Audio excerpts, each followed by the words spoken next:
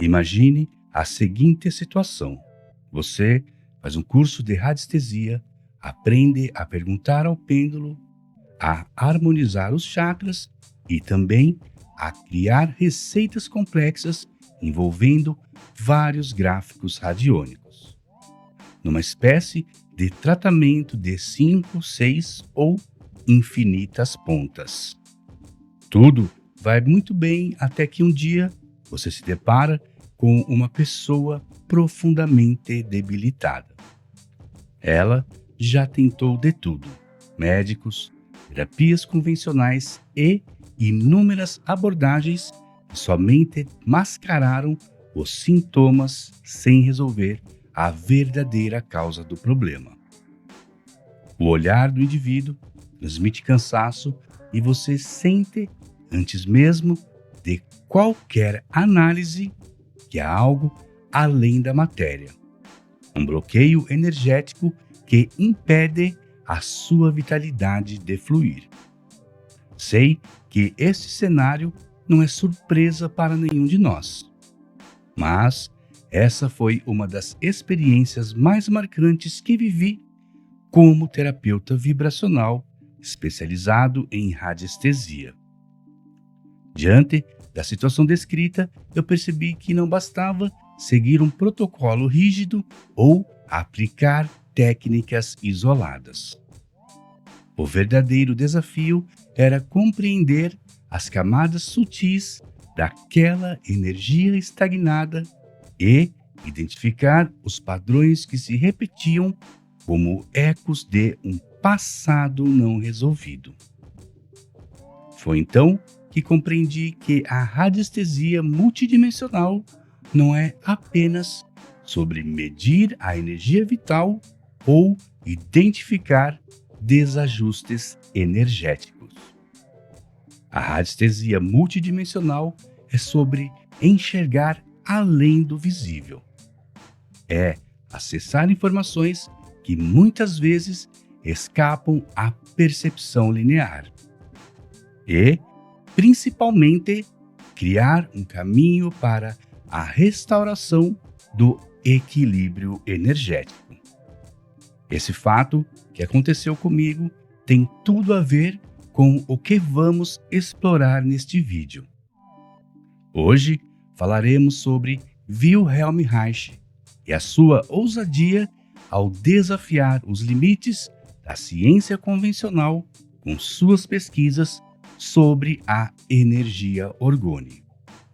Um psicanalista promissor, inquieto com os limites da mente, que buscava desvendar os mistérios da natureza humana e do universo.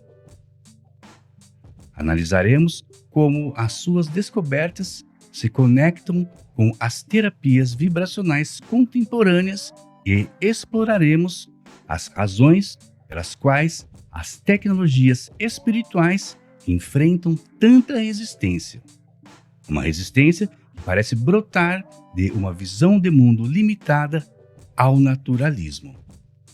Para isso, examinaremos seus experimentos, os obstáculos que superou e, principalmente, refletiremos sobre as lições que a sua jornada nos oferece, tanto como terapeutas quanto como indivíduos em busca da verdade.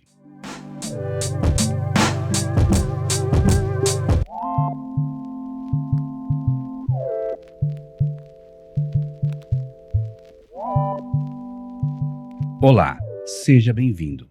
Eu me chamo Caio e sou professor dos treinamentos sobre terapias vibracionais do Instituto Jornada da Radiestesia. Neste encontro, falaremos sobre um livro que li recentemente a respeito de um grande pensador. Um homem cuja a visão desafiou os paradigmas estabelecidos e abriu horizontes para compreendermos a relação entre energia, ciência e bem-estar. Um homem que enxergava a realidade como um sistema dinâmico onde forças invisíveis moldavam não apenas a nossa saúde, mas também o próprio fluxo da vida. Segundo ele, compreender o mundo exigia uma abordagem que transcendesse a lógica mecanicista e abraçasse a complexidade dos fenômenos sutis. Suas pesquisas exploraram a intersecção entre diferentes campos da ciência, desafiando as limitações impostas pelo pensamento tradicional. Suas descobertas sugeriam a existência de uma espécie de energia vital que permeava tudo o que existe, capaz de influenciar diretamente as nossas emoções, estados físicos e até mesmo o ambiente ao nosso redor. Embora as suas ideias tenham sido controversas, muitos de seus princípios ressoam profundamente com as terapias vibracionais e com a visão holística da realidade. Este homem chama-se Wilhelm Reich, um cientista que caminhou na contramão do pensamento convencional, enfrentando existência ao propor uma nova forma de compreender a vida e a energia que a sustenta.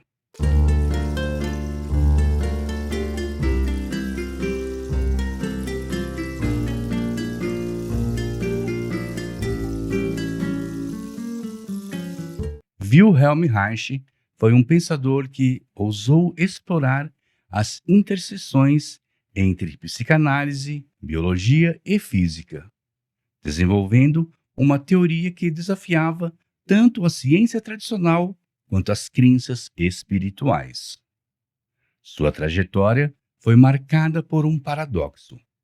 Inicialmente aclamado por suas contribuições à psicanálise, foi posteriormente rejeitado pela comunidade científica ao anunciar a descoberta da energia orgone, um conceito que descrevia uma força vital presente em toda a natureza. A polêmica não era somente sobre a sua teoria a respeito da energia orgone, mas sobre os próprios limites da ciência e a dificuldade de incorporar novas perspectivas dentro de um paradigma estabelecido. A história de Reich nos lembra que toda inovação enfrenta resistência, especialmente quando desafia conceitos consolidados. Afinal, muitas das maiores revoluções intelectuais da humanidade começaram com grandes ideias sendo ridicularizadas.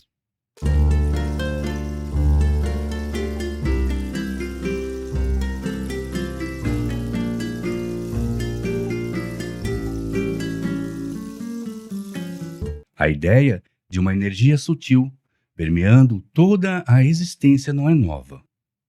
Desde os conceitos de prana na filosofia indiana até o Qi da medicina chinesa, as civilizações antigas sempre reconheceram uma força vital subjacente ao mundo material. O que Reich fez foi apenas tentar traduzir essa percepção ancestral para uma linguagem científica da época, formulando a teoria da energia orgone. O termo orgone deriva de organismo e orgasmo, refletindo a crença de Reich de que essa energia estava intrinsecamente ligada à vida e ao fluxo natural da sexualidade humana. Ele descrevia a energia orgone como uma substância cósmica, presente na atmosfera, na matéria viva e na própria estrutura do universo. Reich acreditava que a manifestação dessa energia poderia ser observada em fenômenos como a luminescência atmosférica e as flutuações térmicas dentro de certos dispositivos experimentais. Em sua busca por evidências, Reich desenvolveu o acumulador de Orgone, um dispositivo semelhante a uma cabine e formado por camadas alternadas de materiais orgânicos e metálicos. Seu objetivo inicial não era curar doenças, mas sim criar um ambiente controlado para observar fenômenos energéticos associados aos sapabions, estruturas microscópicas desenvolvidas a partir do aquecimento de areia oceânica. Em seus estudos laboratoriais, Reich notou que essas pequenas partículas pareciam emitir uma espécie de radiação luminosa, um fenômeno que ele queria examinar de maneira mais precisa. E para isso seria necessário um espaço fechado que evitasse a dispersão dessa radiação no ambiente, permitindo uma análise detalhada e sistemática. Reich projetou então uma estrutura composta por materiais que, segundo sua hipótese, influenciavam o comportamento dessa energia. O metal para refletir e os materiais orgânicos para atrair e absorver a radiação. A combinação desses elementos criava um campo energético concentrado dentro da caixa. Nessa caixa havia uma abertura equipada com uma lente, possibilitando a observação direta das manifestações da energia sem qualquer tipo de interferência externa. Isso permitia que Reich estudasse os sapabions em um ambiente isolado, livre das variáveis do ar ou da luz ambiente, tornando as suas análises mais confiáveis. Seria algo como uma espécie de planetário, pois, assim como um planetário isola artificialmente a luz externa para projetar fielmente os corpos celestes, a caixa Orgone isolava a radiação dos sapabions, criando as condições ideais para estudá-la. Em resumo, a criação do acumulador de energia Orgone surgiu com a intenção de compreender a natureza da radiação observada nos sapabions. O seu uso para fins terapêuticos surgiu somente mais tarde, quando Reich percebeu que a energia acumulada em seu interior interagia diretamente com organismos vivos. Intrigado com os fenômenos observados, Reich aprofundou as suas investigações e concluiu que a estrutura não somente captava, mas também concentrava a energia Orgone, gerando benefícios que iam desde o aumento da vitalidade até a remissão de doenças. Embora seus experimentos tenham sido recebidos com certo ceticismo pela comunidade científica da época, suas descobertas guardam notável semelhança com os atuais estudos sobre bioenergia e terapias energéticas, que exploram os impactos sutis das frequências vibracionais no equilíbrio e na saúde do corpo humano. Quando experimentos desse tipo ousam atravessar a fronteira entre o esotérico e o científico, a resistência é quase inevitável. A ciência convencional opera dentro de um rigoroso arcabouço metodológico, fundamentado na replicabilidade e na mensuração objetiva. E os fenômenos sutis, por sua própria natureza, desafiam essa estrutura, tornando a sua validação um obstáculo considerável.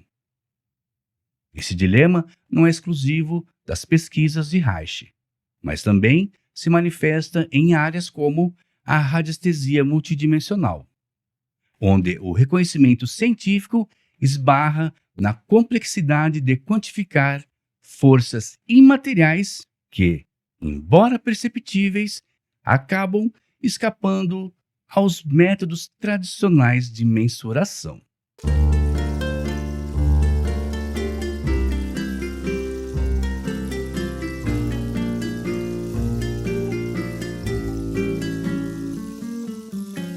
Wilhelm Reich conduziu entre dezembro de 1950 e janeiro de 1951 um experimento ousado que buscava entender a interação entre a energia orgone e a radiação nuclear. Esse estudo ficou conhecido como Experimento Oranur, uma abreviação de Orgone Energy versus Nuclear Energy. A intenção inicial de Reich era investigar se o campo energético gerado por seus acumuladores de orgone poderia neutralizar ou, ao menos, reduzir os efeitos nocivos da radiação nuclear. No entanto, os resultados obtidos foram muito diferentes do esperado e também assustadoramente intensos. Para realizar o teste, Reich utilizou 2 amostras de 1 mg de rádio puro. Uma dessas amostras foi mantida sob um escudo de chumbo em uma garagem, servindo como um grupo de controle. Ou seja, essa amostra não foi exposta diretamente ao campo de orgone. A outra unidade foi inserida em um pequeno acumulador de orgone de 1 camada, que por sua vez foi colocado em outro acumulador de orgone com 20 camadas de materiais orgânicos e metálicos. Esse conjunto, então, foi posicionado em uma sala especial chamada de Sala OR, construída com materiais acumuladores para potencializar a concentração da energia orgone. Inicialmente, o objetivo era direto. Reich buscava determinar se a exposição ao campo de orgone teria a capacidade de alterar ou neutralizar os efeitos nocivos da radiação do rádio. Para verificar isso, ele planejava comparar as 2 amostras irradiadas, com e sem a exposição à energia orgone. Ele esperava que a energia orgone pudesse interagir de forma benéfica com a radiação, possivelmente reduzindo os seus efeitos prejudiciais. 5 horas após o início do experimento, algo estranho começou a acontecer. O ar do laboratório ficou, segundo os relatos da obra, pesado e opressivo. E as leituras do contador Geiger-Müller, utilizado para medir a radioatividade, se tornaram erráticas. Quando aproximado do acumulador de orgone na sala OR, o contador Geiger simplesmente travou, ou seja, os impulsos eram mais rápidos do que o aparelho podia medir. E foi incapaz de processar a quantidade de impulsos recebidos. No entanto, ao ser levado para fora, as leituras retornaram ao nível normal de fundo, algo em torno de 35 contagens por minuto. Mesmo com o laboratório ventilado e sem detecção de níveis alarmantes de radiação, Reich e a sua equipe começaram a apresentar sintomas intensos e inesperados. Sintomas esses que ele descreveu em seus estudos como a sensação persistente de gosto salgado na boca, uma pressão óssea na região facial, náuseas acompanhadas de perda de apetite, um quadro de fraqueza e fadiga extremas, sensibilidade na região do diafragma, alternância desconcertante entre calafrios e ondas de calor, além de palidez e uma sensação de pressão constante na testa. À medida que os dias passavam, esses sintomas não somente persistiam, mas se intensificavam, indicando que algo profundo e incontrolável estava ocorrendo no espaço do experimento. Diante desse cenário, Reich percebeu que a energia orgone não havia neutralizado a radiação como ele inicialmente imaginava. Pelo contrário, a exposição à radiação nuclear parecia ter transformado a energia orgone em uma energia altamente nociva. Reich denominou essa nova manifestação de energia alterada como DOR, ou radiação orgone mortal. Com o avanço dos testes, a atmosfera no laboratório começou a exibir características estranhas, se tornando turva como uma coloração azul e roxa, como se o próprio ar estivesse saturado por algum tipo de campo energético caótico. O ambiente se tornou tão insuportável que Reich precisou interromper a experiência. O pequeno miligrama de rádio que havia sido exposto ao acumulador foi retirado e enterrado a cerca de 800 metros do laboratório, na tentativa de dissipar os efeitos nocivos que haviam sido desencadeados. O experimento Oranur trouxe implicações profundas para a pesquisa de Reich e também para o entendimento da interação entre diferentes formas de energia.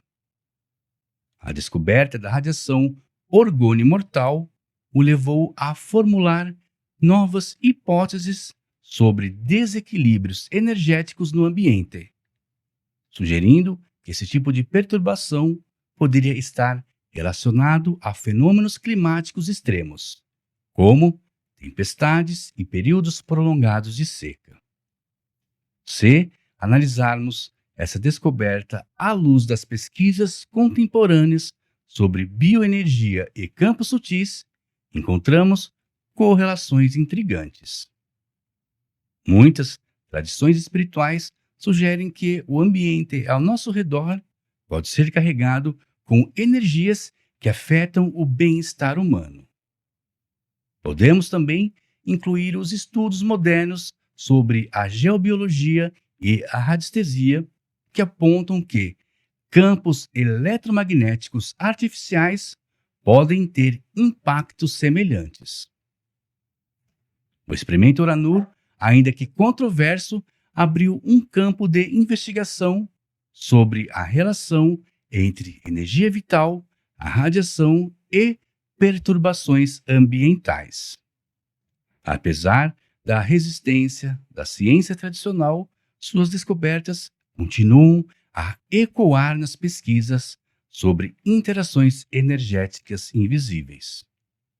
Ecoam também nos estudos de terapias vibracionais e até mesmo na compreensão do impacto de campos eletromagnéticos na saúde humana.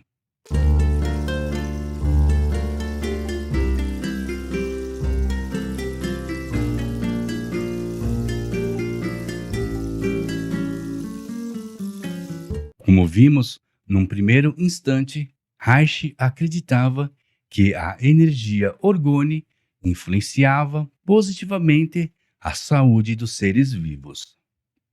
No entanto, posteriormente, Reich identificou uma forma nociva dessa energia, chamada Deadly Orgon, ou radiação orgone mortal, que, segundo as suas observações, surgia de bloqueios na circulação da energia orgone saudável. Reich associou a radiação orgone mortal a fenômenos como poluição atmosférica, radiação nuclear e distúrbios climáticos, descrevendo-a como uma força estagnante que tornava o ambiente opressivo. Com a intenção de restaurar o equilíbrio atmosférico e, possivelmente, estimular a chuva, Reich desenvolveu o Cloudbuster, um dispositivo inovador que buscava drenar a radiação orgânica mortal da atmosfera. O funcionamento do Cloudbuster baseava-se em princípios que Reich desenvolveu ao longo de suas pesquisas sobre a energia orgânica. O equipamento era composto por tubos metálicos ocos, cada um com cerca de 3 metros de comprimento. Esses tubos eram apontados para determinadas regiões do céu e conectados a uma fonte de água, como um lago, por exemplo. A premissa do experimento era que a água funcionaria como um meio de absorção da DOR, neutralizando e permitindo que a energia orgânica saudável predominasse no sistema. Esse reequilíbrio energético, segundo Reich, poderia resultar em mudanças atmosféricas perceptíveis, promovendo a formação ou a dissipação de nuvens. Posteriormente, o mesmo aparelho foi adaptado para uso terapêutico, sendo então chamado de DOR Buster. Embora parecesse improvável que um dispositivo como esse apresentasse qualquer eficácia terapêutica, cerca de 15 psiquiatras treinados em terapias com orgone o utilizaram em conjuntos com métodos reichianos mais tradicionais. Seguindo seus estudos, Reich evoluiu o Cloudbuster além do uso dos tubos metálicos. Ele passou a realizar testes com Orur, que nada mais era do que 1 miligrama de rádio do experimento original de Oranur, contido em um invólucro de chumbo. Segundo Reich, a exposição prolongada desse material a uma atmosfera rica em energia orgânica conferia propriedades específicas que amplificavam significativamente a eficiência de seu dispositivo destruidor de nuvens, tornando assim o Cloudbuster mais eficaz na manipulação das condições climáticas. Neste aspecto, eu fiquei com uma dúvida.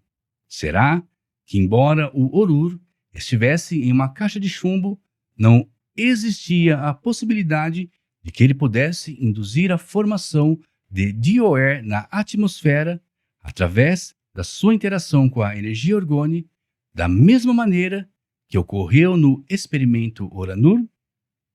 Bom, se alguém tiver a resposta, compartilhe conosco aqui na área de comentários.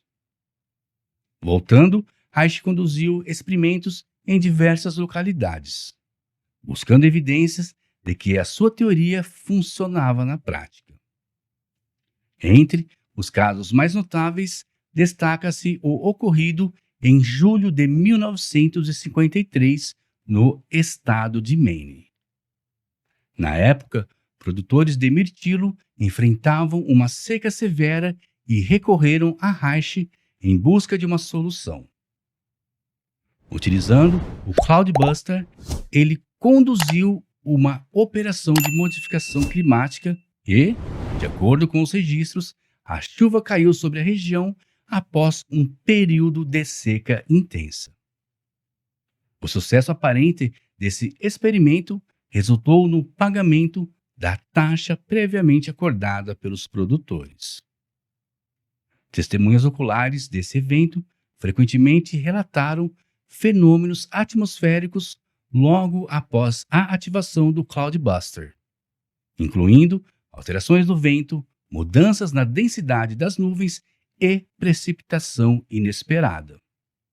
Embora Reich não mencionasse concorrentes diretos em suas pesquisas, é importante destacar que na mesma época já existiam outras abordagens para a modificação climática.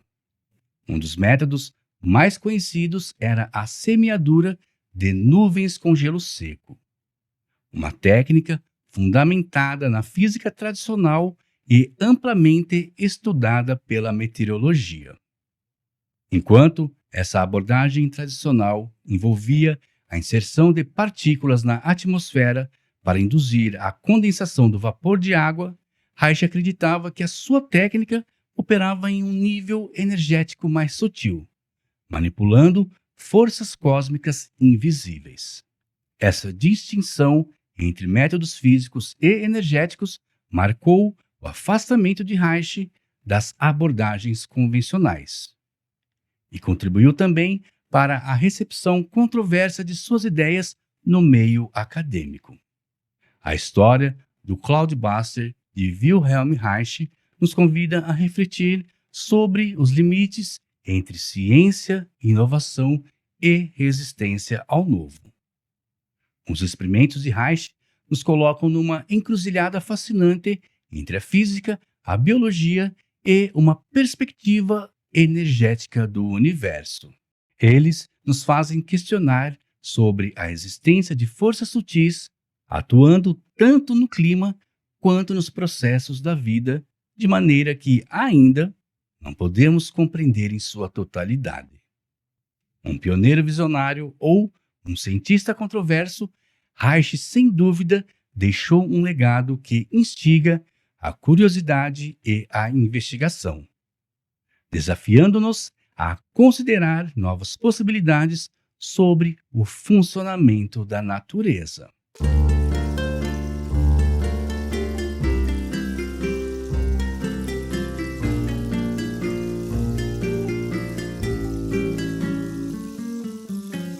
As implicações dos experimentos de Reich foram profundamente desconfortáveis para a ciência tradicional. Primeiro, porque a sua teoria desafiava a visão mecanicista do universo. Segundo, porque ele insistia na aplicabilidade prática de suas descobertas sem seguir rigorosamente os protocolos científicos convencionais.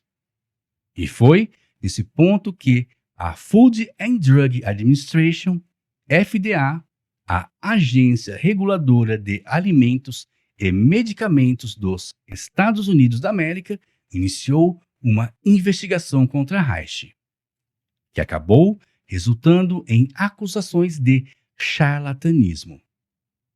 Em 1954, a agência emitiu uma ordem proibindo a venda de acumuladores de orgone e ordenou a destruição de todos os seus livros e equipamentos. Em 1956, Reich foi preso por desacato ao tribunal e, em 1957, faleceu na Penitenciária Federal de Leavesburg. A causa da sua morte, atribuída a um ataque cardíaco, ainda gera polêmica entre os seguidores do seu legado. O impacto das ideias de Wilhelm Reich transcendeu a sua vida. O seu trabalho influenciou desde a bioenergética de Alexander Lowen até as abordagens modernas da psicanálise.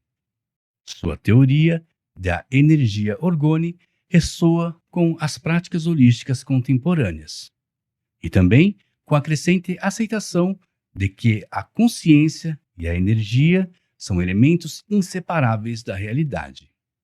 Talvez o maior erro de Reich tenha sido a sua insistência em validar a energia orgone dentro dos limites da ciência tradicional sem adaptar suas metodologias.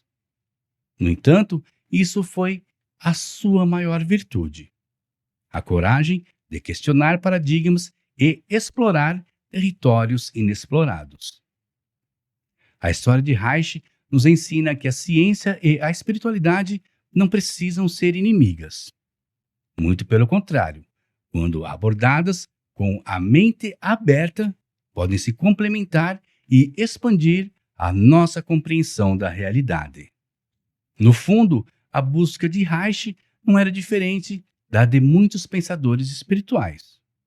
Entender a essência da vida e como a energia / informação permeia toda a existência. Seu legado permanece vivo, não apenas como uma teoria científica ou espiritual, mas como um lembrete de que toda grande revolução começa com uma pergunta incômoda. E também que a verdade, muitas vezes, caminha à frente do reconhecimento.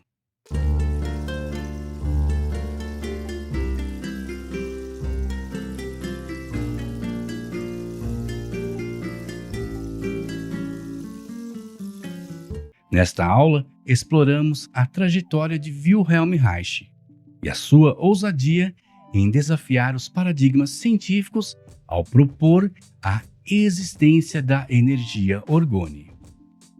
Vimos como a sua pesquisa partiu da psicanálise para a bioenergia, culminando na criação de dispositivos como o acumulador de orgone e o Cloudbuster.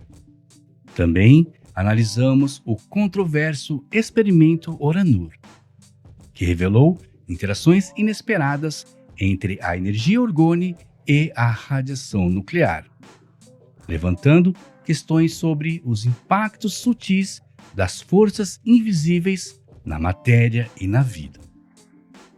Podemos concluir que Reich não foi apenas um cientista, mas um visionário que se aventurou na interface entre ciência e espiritualidade.